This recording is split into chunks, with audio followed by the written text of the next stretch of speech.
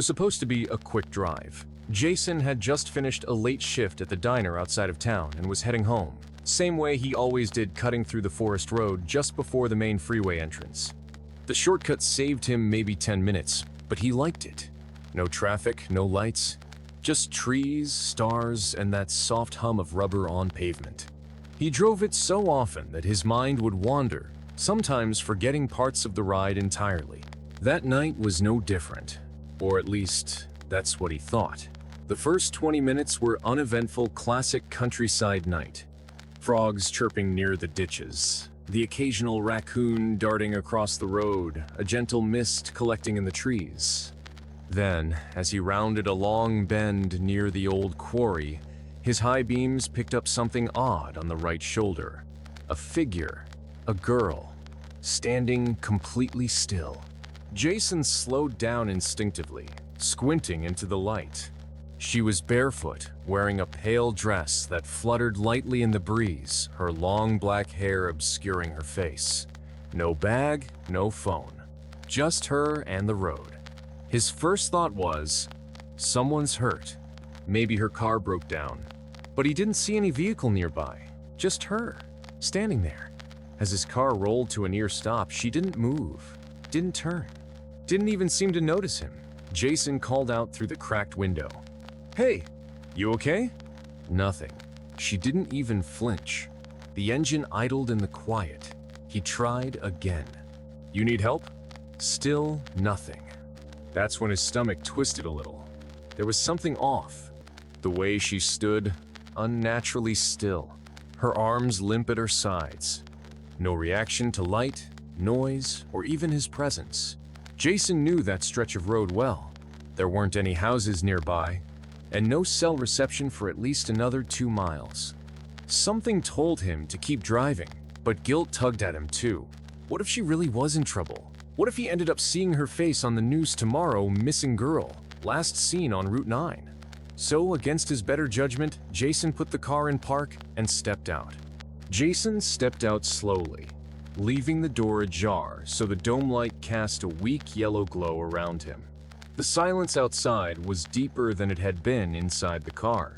No frogs now, no wind rustling through leaves, not even the faint hum of insects, just stillness. He took a few hesitant steps toward her. "Ma'am?" he called again, this time louder. She didn't respond, just stood there. The mist around her ankles made it look like she was floating. He paused, maybe 6 feet away. "Are you hurt? Do you need me to call someone?" Her head twitched slightly to the side, like a mechanical response. Jason froze. That single jerk of movement was enough to send every hair on his arms upright. She turned just slightly, and through the dark veil of hair he caught a glimpse of her face, not fully. Just a sliver of pale cheek and the hint of a mouth that didn't quite smile, but wasn't exactly neutral either. "Okay," he muttered half to himself. "I'm gonna go back to my car and call for help." As he turned, he noticed something else. No footprints in the dirt. The shoulder was soft with dust and pine needles, but there were no marks, no sign she had walked there from anywhere. Jason looked back at her. She hadn't moved, not even a little, but something was different. Her head was now tilted the other way. He hadn't seen it move. He swallowed hard and picked up his pace back to the driver's side, keeping his eyes on her as he reached the door. She was still in the same place, but now her hands were slowly raising, not fast, just slowly drifting upward, elbows bent like she was about to reach for something. Jason scrambled back into the car, slammed the door, and hit the locks. His heart was racing now. The headlights still beamed at her. She took one step forward. Jason floored it. Tires spun slightly on the damp road before catching traction, and the car lurched forward, swerving slightly as he tore down the road. He didn't look back, didn't want to. But a quick flash in the rearview mirror showed her standing in the middle of the road now, arms fully outstretched, like she wanted to be followed or stopped. He drove for another 10 minutes, speeding way faster than usual until he hit the main road. The lights of town never looked so comforting. At the next gas station, he pulled in and just sat there, engine running, hands shaking. He told the clerk what happened.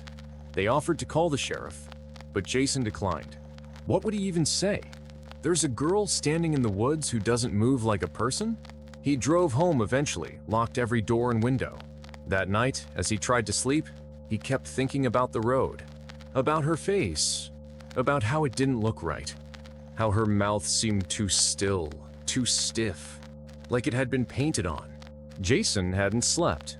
Not really. He dozed off around 4 a.m. with the blinds half open and a baseball bat by his bed. The sound of his phone buzzing on the nightstand startled him awake an hour later. Unknown number. He let it ring, then a text. "You left me there." His blood went cold. He hadn't told anyone about what happened, hadn't posted it. No one knew. He opened the text again, praying it was spam. But there was something about it that felt too deliberate. He blocked the number, threw the phone on the bed, and sat there for a long time, heartbeat in his ears. Minutes passed. Then a knock. Not at the front door. The window. 3 slow, distinct taps from the outside. Jason jumped up and spun around, heart hammering in his chest. There was nothing visible at first, just trees, the road, the still dark sky. Then she stepped into view, same white dress. Same lifeless black hair. She stood on the edge of his lawn like she had all the time in the world.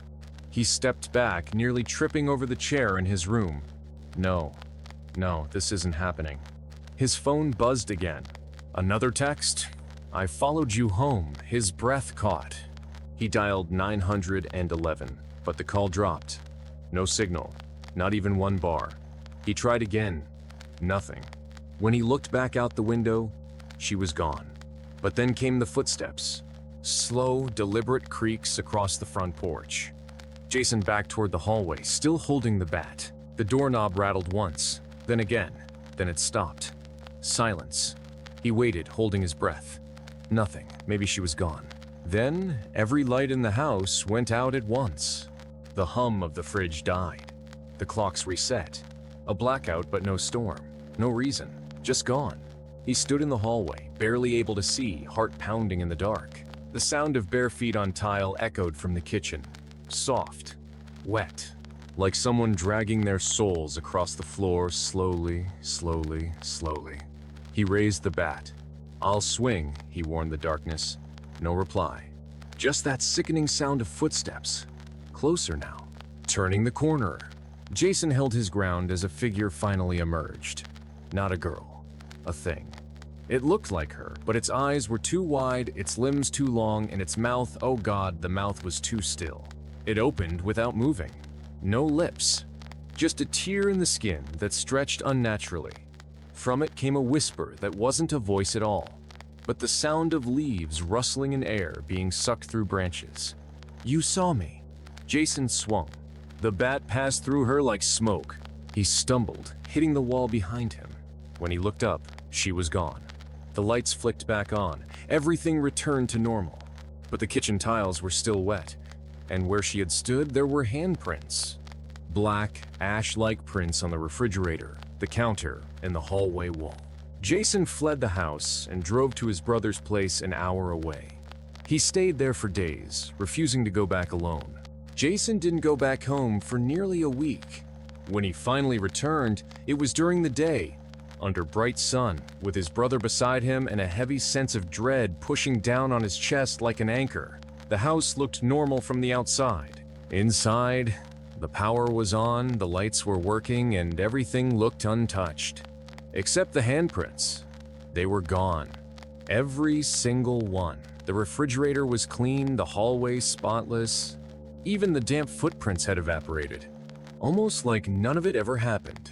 Jason's brother tried to reason it out. Maybe it was a dream, maybe Jason had a breakdown, or sleep paralysis, or just a trick of the light and exhaustion. Jason wanted to believe that. He truly did.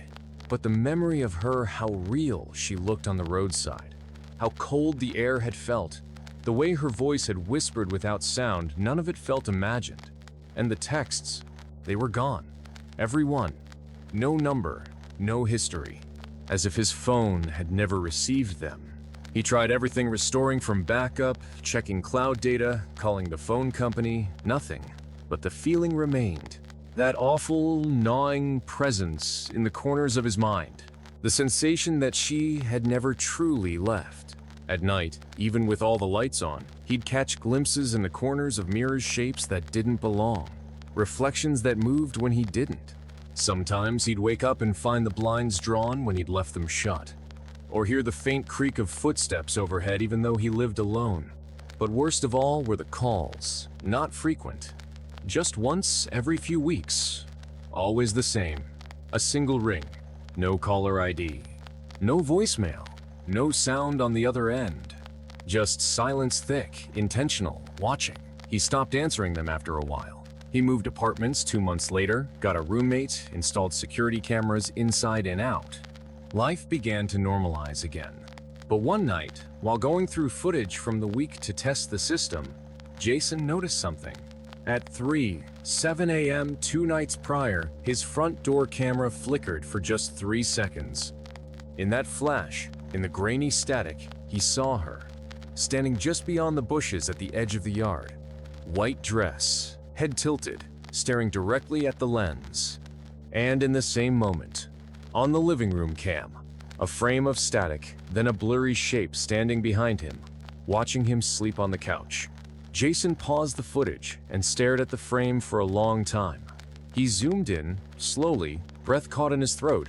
The face was half lit by moonlight. It was her.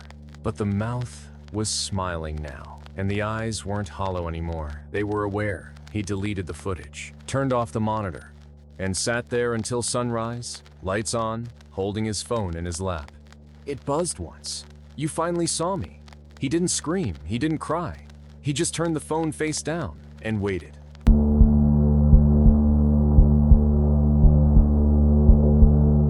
I was 24 when I took the job. Marketing consultant. Mostly remote, but every other week I had to travel. This time, it was Idaho, one of those sleepy stretches where the roads are empty by 8 p.m. The towns are clusters of gas stations and diners, and the sky feels almost too wide. My last meeting had run long, and by the time I got back to my rental car, it was well past 10. I had a motel booked 2 towns over, just a 40-minute drive.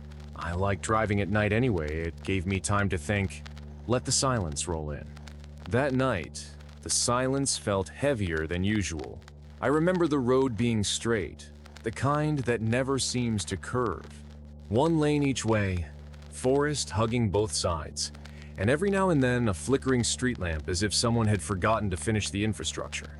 About 15 minutes in, my GPS chirped, "Exit in 1 mile." I didn't remember any exits on this road, but figured maybe it was rerouted. Sure enough, a small green sign appeared ahead, "Eagle Creek Run 1 mile." But something about it was strange. The sign was old. I mean visibly rusted, paint faded, the kind you see in abandoned areas. The odd part was how the arrow pointing to the exit was scratched up like someone had scraped at it. The next part still gives me chills. As I approached the turnoff, the lights on my dashboard flickered. Just once. A blip. But the engine stayed steady. I slowed down. There was a gap in the trees, a narrow road, more like a path. No lights, no traffic signs. But GPS said, "Turn now," so I did. The moment I turned off the main highway, everything changed. The forest seemed to close in tighter, like the trees were leaning toward me. The air felt thicker, and my headlights didn't reach as far as they normally would. And then, after only a minute of driving down that path, the GPS lost signal. Just blinked out. Dead screen, no service, no directions. I figured maybe it was a glitch. I'd just keep going until the motel popped up. But 5 minutes passed, then 10. No signs, no lights, just that endless stretch of narrow road. And then I saw the second sign, the same one. "Eagle Creek Ard 1 mile." Exactly the same, rust and all, even though I should have been past that exit 10 minutes ago. I checked my watch. It was 11:23 p.m. The same time it had been 20 minutes earlier. That's when the dread started to creep in, not panic. Just that slow, cold realization that something wasn't right. That I hadn't just taken a wrong turn. I had entered something else entirely. I tried to laugh it off. Just a weird loop of forest and bad GPS. But my hands gripped the steering wheel tighter. I thought maybe I'd turned around without realizing it. So I pulled the car to the side and tried my phone. No signal. I restarted the GPS. Nothing, not even a loading icon. Then the radio turned on. I hadn't touched it. Static, low at first, then it grew louder, like someone dialing through stations too quickly to catch anything. Then it stopped. Just a faint voice, buried under static. Keep driving. That's when I hit the brakes hard. The voice was male, deep, but flat, no emotion, like a bad AI recording. The radio snapped off again. I sat there for a long moment, trying to figure out if I was just exhausted or hallucinating. I backed the car up, turned around. I didn't want to find the motel anymore. I just wanted to be back on the main highway. The road looked different going back. I swear the trees weren't the same. They looked older, their bark cracked and blackened like they'd been burned long ago. And the air smelled different now, like mold and something metallic. I drove slowly, expecting to see the highway lights come into view at any moment. But instead, after 15 more minutes, I reached the same sign again. Eagle Creek Reed. 1 mile. Same rust, same scratches. Same exact sign. My gas was just below half. I felt a tightness in my chest that wouldn't go away. It wasn't just the repetition. It was how silent everything had become. No bugs, no wind, not even engine noise, almost like the car was gliding. And then I saw something ahead. Headlights. Another car. Relief hit me hard. Maybe I wasn't crazy. I flashed my brights to get their attention. But as they passed slowly, I realized there was no one in the driver's seat. Just an empty vehicle drifting down the road with its headlights on. No license plate, no sound, no exhaust. I slammed my foot on the gas and drove. Fast. No more second guesses, I just needed out. I didn't even care if I crashed. I'd rather end up in a ditch than keep seeing the same cursed road signs. But the faster I went, the more the road seemed to stretch, like it wasn't built to end. I don't remember screaming, but I must have, because my throat burned like I had. I kept driving. The forest now felt like it was pressing in from both sides, like the trees were getting closer with every mile. It was a hallucination, I told myself. A dream. I'd wake up in a motel bed, heart racing, but safe. But the road wouldn't let me go. I saw the deer long before I could react. It stood in the center of the road, its eyes reflecting back the beams from my headlights, but they didn't look like eyes. They were glowing, pure white, too bright, like someone had carved holes in its face and shoved flashlights into the sockets. It didn't move. I swerved hard, narrowly missing it, tires skidding across loose gravel. The car spun, fishtailed, then finally stopped. I was sideways in the road, and when I looked behind me, the deer was gone. I waited, gasping, barely able to breathe. And that's when I heard the sound. Not from the woods, from the back seat. Slow, deliberate breathing. I didn't move, didn't turn around. I just stared straight ahead into the trees, trying to convince myself I was alone.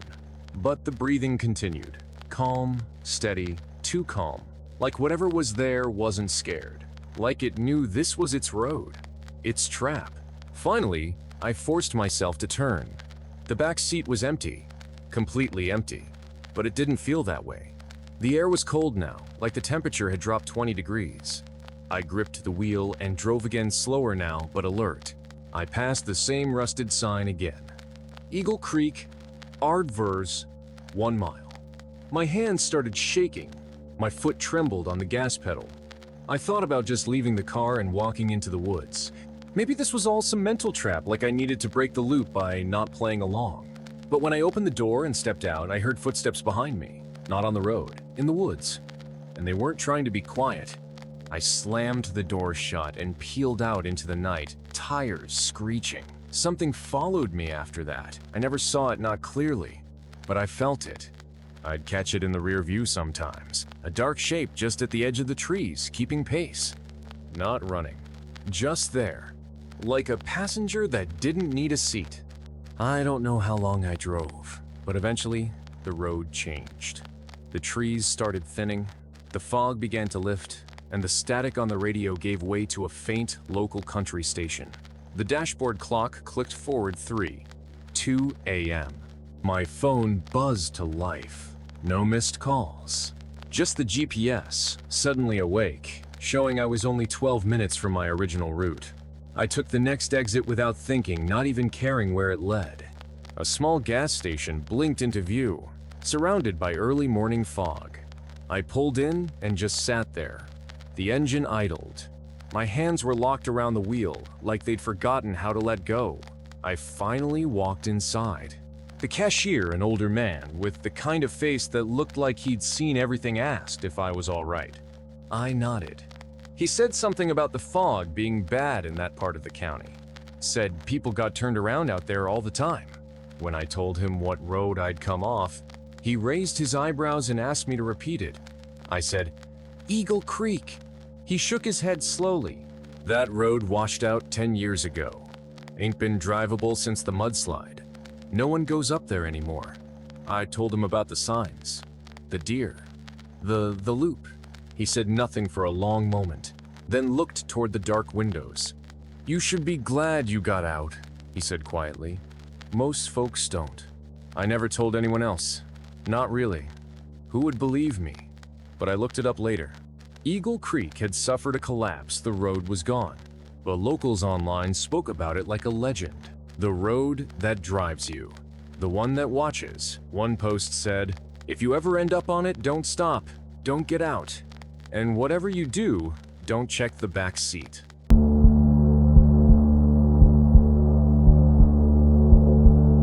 It was one of those late October nights that felt more like winter than fall cold. Wind pressing against your jacket like it wanted inside. And a kind of quiet that didn't feel peaceful. I had just left my friend's place 2 towns over, and I knew I should have stayed the night even she told me to. But I had work early in the morning, and the drive back wasn't that long. 40 minutes, tops. I'd done it 100 times. I knew the route like the back of my hand. That's what made me feel safe. And feeling safe is often the first mistake. About halfway into the drive, the gas light came on. It didn't blink or scream, just glowed a small warning that could be ignored for a bit. But the next town wasn't close enough to risk it. I knew there was a tiny old gas station just before the county line. It always looked abandoned, like it belonged in a movie where people disappear, but it worked. I had stopped there before, just never at night. I turned off the main road and pulled into the station. It looked even worse after dark. One overhead light above the pump was flickering, casting weird shadows over everything, like the station itself was breathing. The convenience store was dark inside, clearly closed, but I didn't need anything but gas. There were no other cars, no other people, not even a passing truck. Just me, my car, and the sound of wind scraping across the concrete. I stepped out and started pumping. The nozzle clicked into place, and the pump began its slow rhythm, counting dollars with an almost hypnotic hum. I remember looking up at the glass storefront and seeing nothing. Just shelves, a few dusty snacks, and a chair tipped over behind the counter. That should have been the first red flag, the chair. It wasn't tipped over last time, but I wasn't paying attention to details like that. I was on my phone, texting my friend that I was fine and almost home. She replied, "Creepy gas station. Be safe." I remember laughing. I replied with something like, "If I go missing, avenge me." I thought it was funny. The kind of joke you make when you feel untouchable. But the next time I looked up, there was a man standing behind the glass. Not walking, not moving. Just there. He stood in the same spot where the tipped-over chair had been, and he was staring directly at me.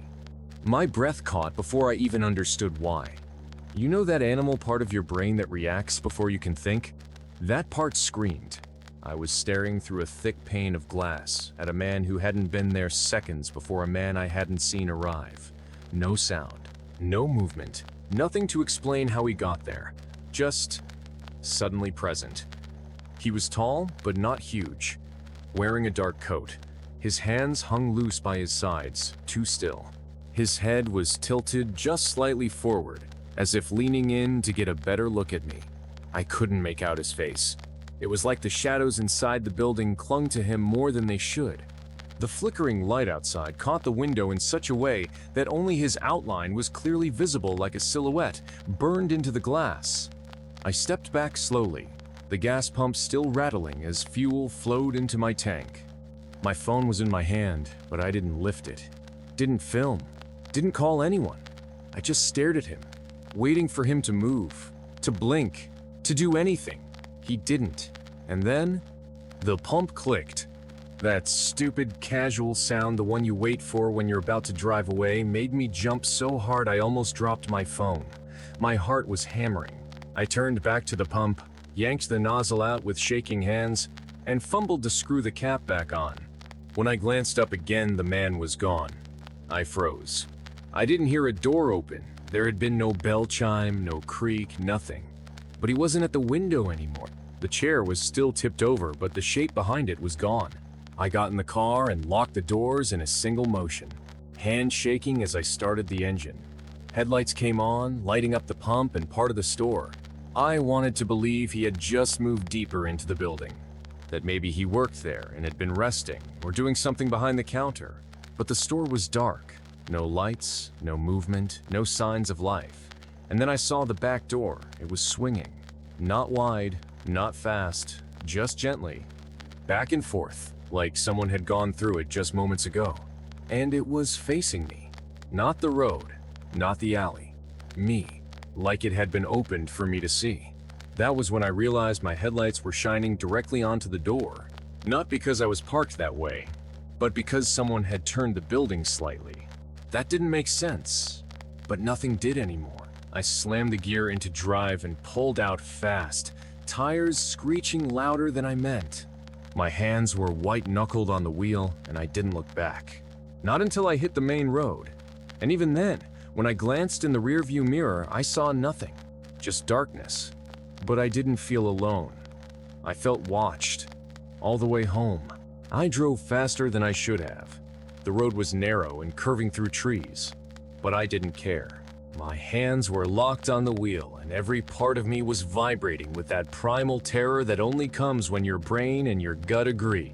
Something is wrong. I kept glancing in the mirrors. At first, I thought I was just checking the road behind me, making sure no other cars were coming.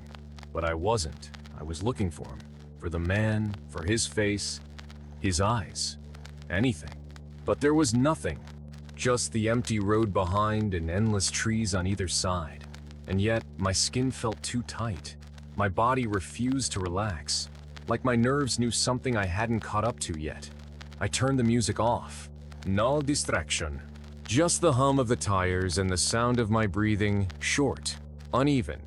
10 minutes from home, that's all I had left. Just 10 minutes. That's when I heard it. A breath. Not mine. It came from behind me. It wasn't loud. Not like a gasp or a whisper. Just the soft exhale of someone sitting quietly, trying not to be heard. I didn't want to turn around. I didn't even want to look in the mirror again. But I had to. I flicked my eyes upward to the rear view, and I saw movement. Not a face, not clear features, but a shift of shadow that hadn't been there before. Something leaning slightly forward from the corner of the back seat. My throat clenched. I pulled the wheel hard and swerved to the side of the road. The tires hit gravel, kicking up dust and leaves as the car came to a rough stop. I didn't shut off the engine. Didn't even put it in park. I threw open the driver's door and jumped out into the cold night air. The silence slammed into me like a wall, no sound, no wind, just the distant tick of the engine cooling. I circled the car slowly, heart pounding in my ears. I didn't have a weapon, no flashlight, just my phone. I yanked open the back door. Nothing. The seat was empty, no signs of anyone. No indent, no disturbance, just clean fabric and silence. I leaned in, scanning the floor. Nothing. I even reached under the seats. Still nothing. And then my phone buzzed. A text. From an unknown number. One word. Thanks. I froze. My entire body stopped moving. I stood there with the door open, staring at the screen, not understanding, not able to understand. And then, a second text. For the ride. I stood there in the freezing night air, phone trembling in my hand. that last message burning into my brain. For the ride. I didn't reply. I didn't move. I didn't even breathe right. Just stared at the screen, then slowly looked back toward the car, half expecting someone to be standing there now, right behind me. But there was no one. The road was empty. The trees stood silent. I got back in the driver's seat with my heart still hammering, and I locked the doors again, this time checking each one manually. I started driving. Slowly, no music, no lights inside, just the road. But I didn't feel like I was alone. Not because of some noise or shadow or reflection, but because of the air. The air inside the car felt changed, heavy, like it remembered what had just happened. My phone buzzed again. I almost didn't want to look. I knew it would be another message, and I didn't want to read it. But I did. It was blank. No text, just a picture. It was blurry, dark, but I knew what it was. It was me, pumping gas, from behind. Taken just minutes ago, from inside the station. I nearly veered off the road. My hands started to shake again. I gripped the wheel tighter, eyes scanning the tree line, the road, the darkness outside every window. I made it to my neighborhood in record time. I pulled into the driveway, jumped out of the car, and ran to the front door without looking back. I didn't sleep that night. I didn't answer my phone. I didn't tell anyone. Not then. But it wasn't over. The next morning, I checked the station online, searched its name, its location, reviews, news. I found an article dated over 4 years ago. The station had burned down. Electrical fire. Total loss. No survivors. One employee had been working overnight. His name wasn't released, but the article said they never recovered his body. It was the same building, same layout, same back door. But the place I had stopped at the place I had seen him, it wasn't real anymore. I went back a week later in daylight just to be sure. There was nothing there. Just a concrete foundation cracked and overgrown with weeds. No pumps, no glass storefront, no door. But I swear as I stood there in the quiet daylight, surrounded by nothing but wind and ruins, I heard someone exhale behind me.